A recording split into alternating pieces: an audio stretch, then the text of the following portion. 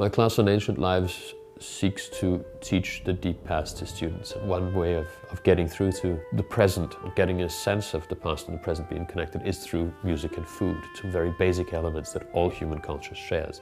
And here we have the possibility of going back 4,000 years to look at what it was like back then and ascertain, in a sense, that it's recognizable still. The meeting tonight will be between a Harvard class and two archaeomusicologists expert in ancient music. They have brought over reconstructed instruments from Britain, which they will be working on with the students, tuning, talking about and playing.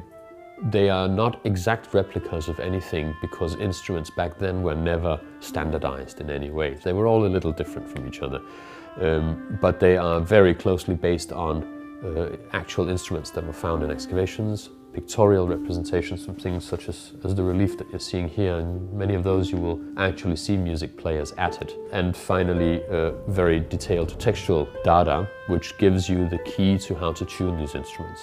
Once you have that, you have the baseline of what the instrument looks like and how it's tuned, then the notations of music are possible to decipher.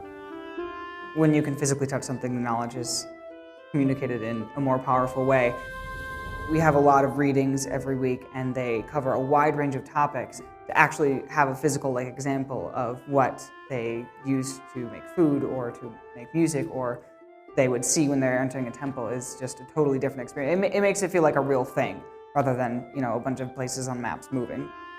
I think something that Goiko does a great job of anyway in class is really bringing this material to life and helping them see connections even to the modern day in their own lives.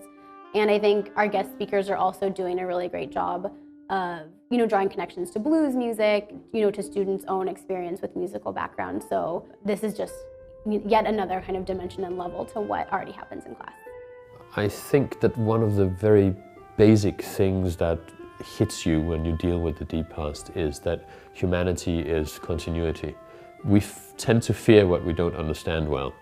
There are certain elements that are basic and human and that are very important to identify, because it allows students and all of us to engage with the foreign in a different way, in a more respectful way, in a more interested way, and perhaps in a more understanding way.